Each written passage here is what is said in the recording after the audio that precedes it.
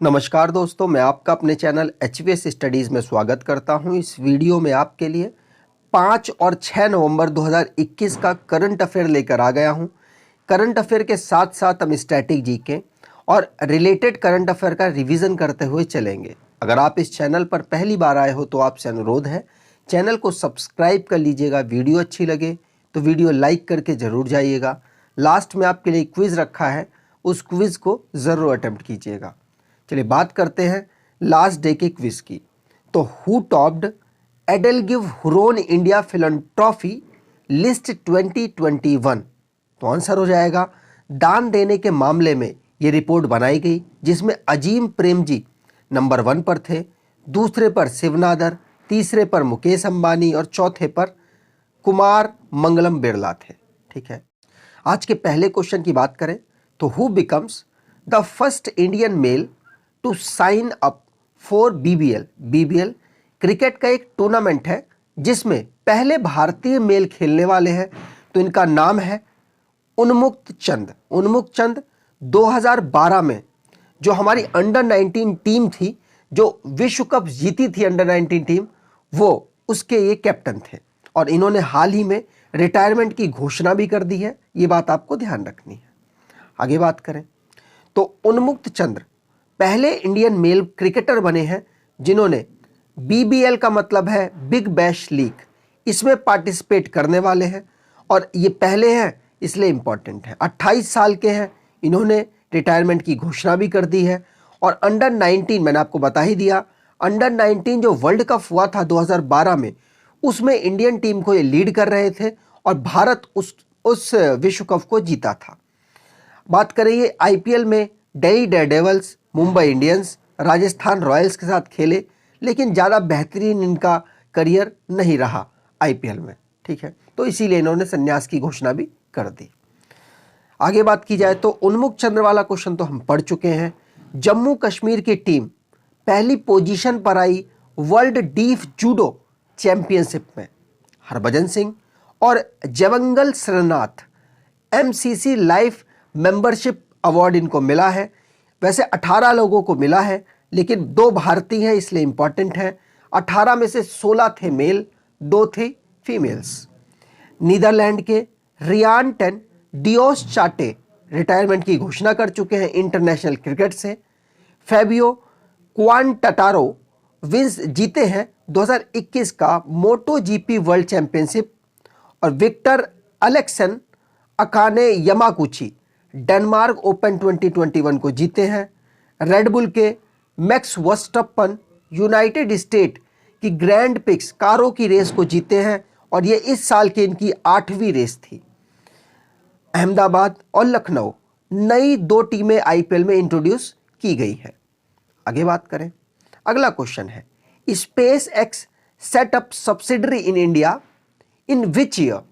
तो आंसर हो जाएगा दिसंबर 2022 तक कहा जा रहा है कि इंडिया पर स्पेस एक्स एक अपनी सब्सिडरी सेट कर देगा। ठीक है, तो यहाँ पर इलॉन मस्क जो कि दुनिया के रिचेस्ट पर्सन में से एक है, स्पेस एक्स के ओनर हैं। उन्होंने ये स्पेस एक्स साथ साथ टेस्ला, एक टेस्ला कारों की कंपनी है, उसके भी ओनर हैं। लेकिन यहाँ स्पेस एक्स की बात हुई है इसलिए यहाँ पर इसकी बात करते हैं। तो स्पेस एक्स की सब्सिडरी खोलने वाले हैं इंडिया पर और खोलने की डेट इन्होंने डिसाइड की है कि दिसंबर 2022 तक हम खोल देंगे। और दिसंबर 2022 को खोलने के बाद ब्रॉडबैंड सर्विस भी इंडिया में प्रोवाइड कराई जाएगी। 2 लाख एक्टिव टर्मिनल्स ये सेटअप करेंगे। आपको बता दूं कि इस समय ब्रॉडबैंड की जो सर्विस है कौन कौन दे रहा है?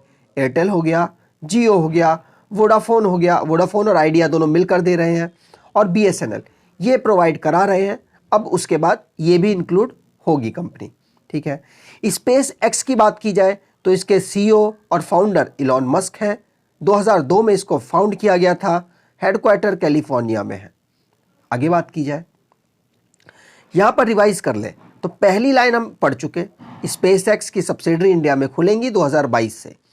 मार्क जुकरबर्ग जिन्होंने फेसबुक का नाम मेटा कर दिया है, माइक्रोसॉफ्ट ने एक प्रोग्राम लॉन्च किया है भारत पर जो कि सपोर्ट करेगा आर्टिफिशियल इंटेलिजेंस स्टार्टअप को। चाइना पहली सोलर एक्सप्लोरेशन सैटेलाइट को लॉन्च कर चुका है। नासा लूसी मिशन लॉन्च किया है जो कि जुपिटर ट्रोजन एस्ट्रॉइड्स को स्टडी करेगा। रशियन टीम जो कि अर्थ पर वापस आ चुकी है मूवी की शूट करके। पहली मलेरिया की वैक्सीन को अप्रूव दिया है WHO ने। हमारी सेंटर ने एक ड्रोन बेस्ड वैक्सीन जिसका नाम रखा आई ड्रोन, जो कि असम के नॉर्थ ईस्ट के गांव में जा जाकर वैक्सीन को डिस्ट्रीब्यूट करेगा। अमेजन इंडिया भारत में global computer science education program को स्टार्ट कर रहा है और साथ साथ बहुत सारे देशों में अमेजन का ये प्रोग्राम चल रहा है। एप्पल की बात करें तो एप्पल के को फाउंडर थे स्टीव वोजनाइक, जो कि एक स्पेस संबंधित स्टार्टअप को लॉन्च कर रहे हैं। आगे बात की जाए, आपको बता दूं जनवरी से जून तक का करंट अफेयर अगर आप कवर करना चाहें तो इस ई बुक से कवर कर सकते हैं। डिस्क्रिप्शन बॉक्स में लिंक दे रखा है, 29 रुपीज़ की आप देकर इसको ले सकते हैं। 600 मोस्ट इंपॉर्टेंट क्वेश्चन का कलेक्शन है। जुलाई, अगस्त, सितंबर का करंट अफेयर अगर आपको कवर करना है तो यूट्यूब पर वीडियो डाल रखी हैं, मोस्ट इंपॉर्टेंट क्वेश्चंस मैंने वहां पर कवर किए हुए हैं। आगे बात करें, अगला क्वेश्चन है world tsunami awareness day was observed on. तो आंसर यहां पर होगा 5 नवंबर को हर साल world tsunami awareness day observe मतलब मनाया जाता है। बात करें तो 5 नवंबर को वर्ल्ड सुनामी अवेयरनेस डे मनाया जाता है और इस अवेयरनेस डे का प्रोग्राम क्या है, मतलब कैंपेन क्या है, तो सेंडाई 7 कैंपेन इसको प्रमोट किया जा रहा है जिससे कि इसकी अवेयरनेस फैले और जब भी सुनामी आती है तो इससे जो भी प्रॉब्लम होती है उसको कम किया जा सके। ये कैंपेन चलाया जा रहा है। 2030 तक टारगेट रखा गया है कि जितनी सुनामी से अभी दिक्कत होती है हम कोशिश करें कि सबसे कम दिक्कत हो हमें सुनामी से, चाहे वो जान माल की बात करें, चाहे या फिर किसी भी लिविंग की बात करें या उस अर्थ की बात करें। बहुत नुकसान होता है सुनामी से, तो अवेयरनेस फैलाई जाएगी 2030 तक। बात की जाए तो 5 नवंबर 2016 से यूनाइटेड नेशन इसको हर साल मना रहा है। बहुत लोग कंफ्यूज हो जाएंगे 2015 में, तो 2015 में अनाउंस किया गया था यूनाइटेड नेशन के द्वारा, लेकिन उसके बाद 5 नवंबर 2016 से इसको रेगुलर मनाया जा रहा है। आगे बात की जाए तो यहाँ डेज को रिवाइज कर ले, नीचे से स्टार्ट करूंगा। इंटरनेशनल इंटरनेट डे 29 अक्टूबर को मनाया जाता है। राष्ट्रीय एकता दिवस या फिर नेशनल यूनिटी डे 31 अक्टूबर को मनाया जाता है। World cities day 31 October, vegan day 1 November और international day to end impunity for crime against journalist ये 2 अक्टूबर को मनाया जाता है। वर्ल्ड सुनामी अवेयरनेस डे 5 नवंबर को मनाया जाता है। आगे बात करें, अगला क्वेश्चन है how many country participated in international exercise blue flag 2021। तो एक इंटरनेशनल एक्सरसाइज हो रही है जिसका नाम है ब्लू फ्लैग 2021। इस पर 7 कंट्रियों ने पार्टिसिपेट किया था और भारत इसमें इंक्लूड है, इसलिए आपके लिए मोस्ट इंपॉर्टेंट है। आपको बता दूं भारत को हटाकर मैंने यहां पर 7 बोला है, वैसे भारत को अगर इंक्लूड कर दिया जाए तो 8 यहां पर देश इंक्लूड है। ठीक है, यहां पर बात की जाए तो भारत को इंक्लूड करके 8 कंट्री यहां पर पार्टिसिपेट कर रही हैं और भारत के 84 एयरफोर्स के जो मेंबर्स हैं वो गए हैं और उनके साथ साथ किस में गए हैं तो आपको बता दूं इंडियन एयरफोर्स का मिराज 2000 इसमें पार्टिसिपेट कर रहा है।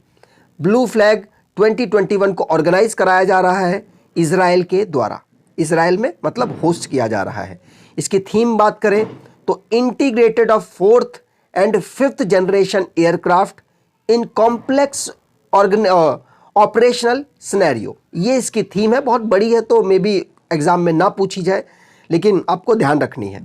बात करें कौन कौन सी कंट्री, कौन 8 कंट्रियां इसमें पार्टिसिपेट कर रही हैं तो US, UK, Germany, France, Italy, Greece, Israel और इंडिया। इंडिया भी इस पर पार्टिसिपेट कर रहा है, इसलिए मोस्ट इंपॉर्टेंट है। ठीक है, चलिए आगे बात करें तो इजराइल में ऑर्गेनाइज कराया जा रहा है। तो इजराइल की कैपिटल है जेरूसलम, करेंसी है सेकेल और प्राइम मिनिस्टर नए बने हैं तो पूछे जा सकते हैं नेफ्ताली बेनेट और प्रेसिडेंट है इजाक हर्जोग। इजराइल एशिया का एक देश है, आपको ये ध्यान रखना है। आगे बात की जाए, आगे बात करें तो इंटरनेशनल एयरफोर्स वाला हमने ब्लू फ्लैग 2021 का क्वेश्चन पढ़ लिया। अगला है इंडिजीनियस बिल्ड किया गया है सार्थक नाम का ICGS, जो कि नेशन को दिया गया है और दिया कहाँ गया है, पुणे में इसको दिया गया है, बना है ये गुजरात में।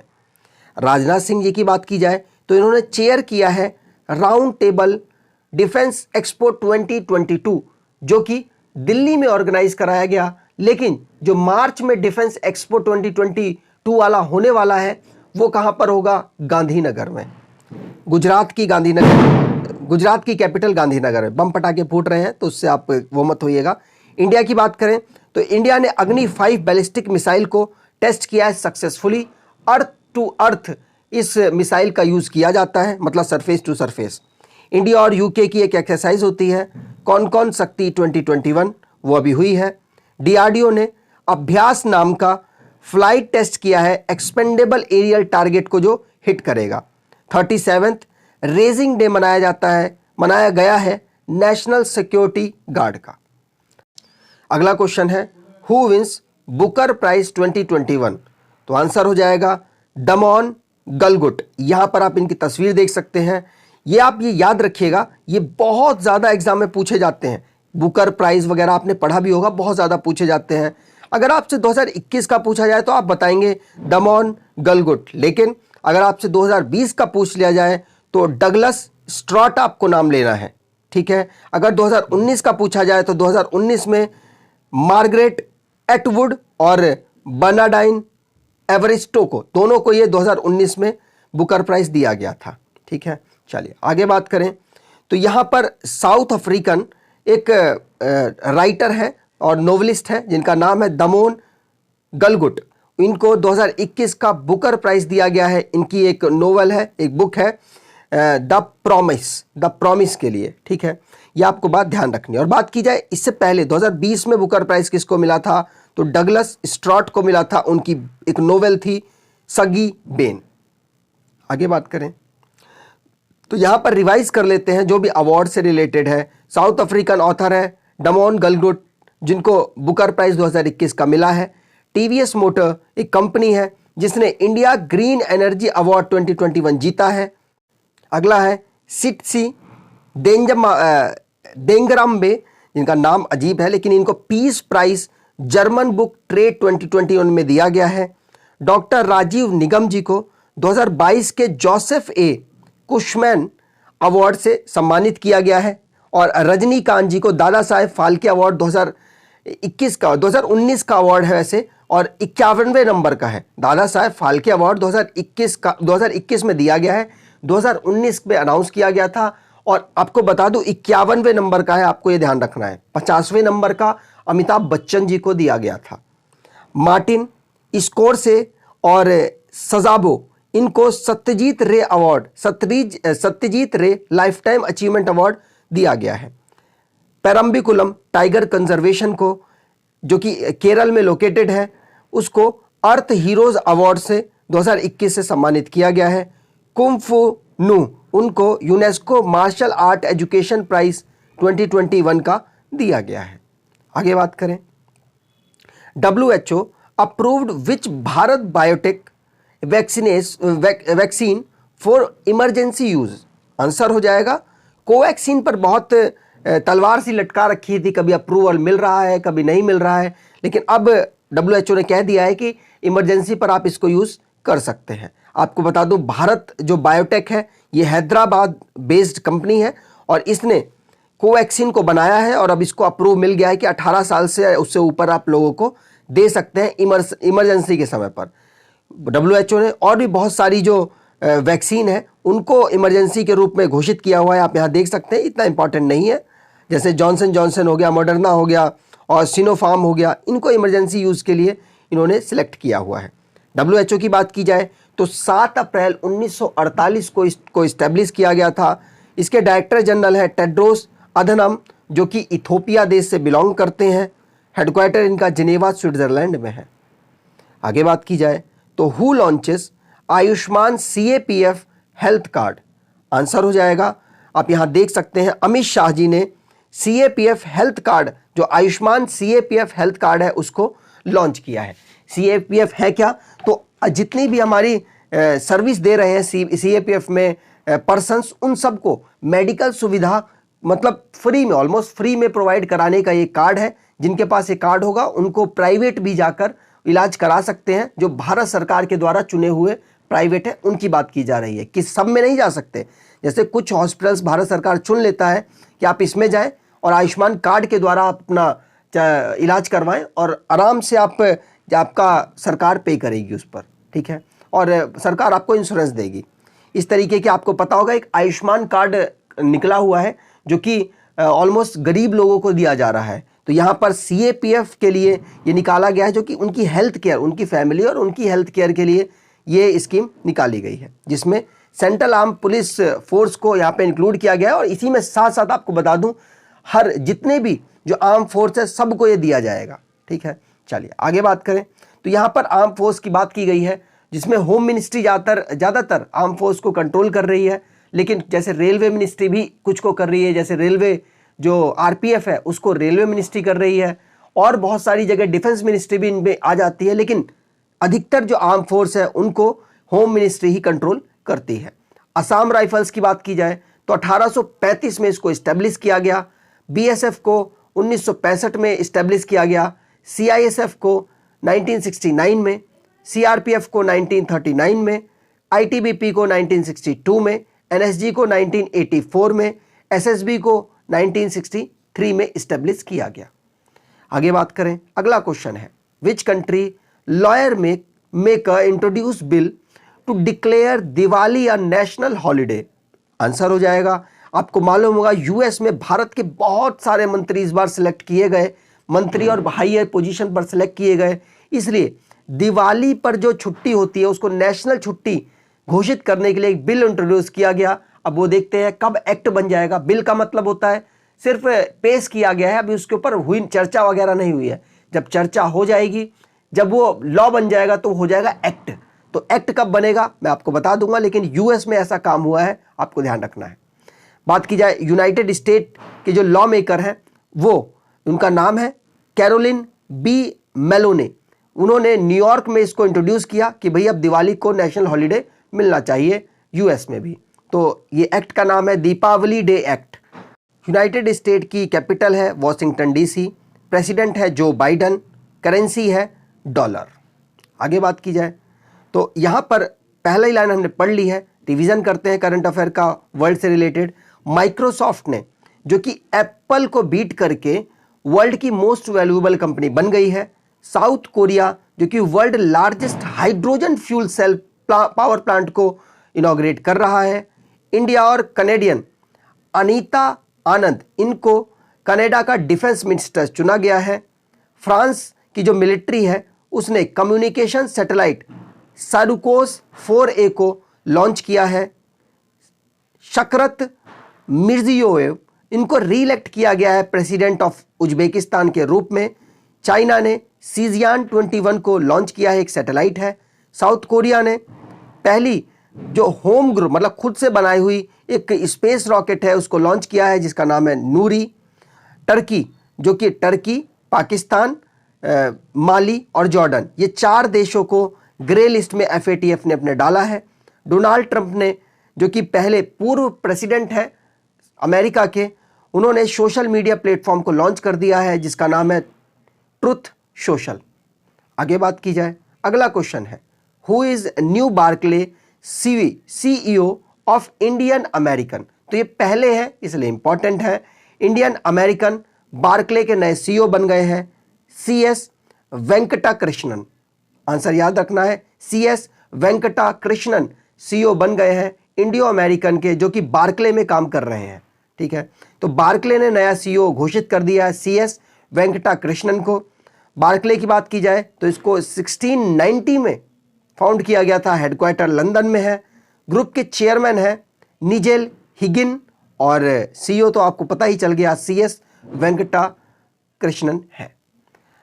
आज के क्विज की बात करें, विच स्टेट गवर्नमेंट लॉन्च्ड उत्तम बीज पोर्टल।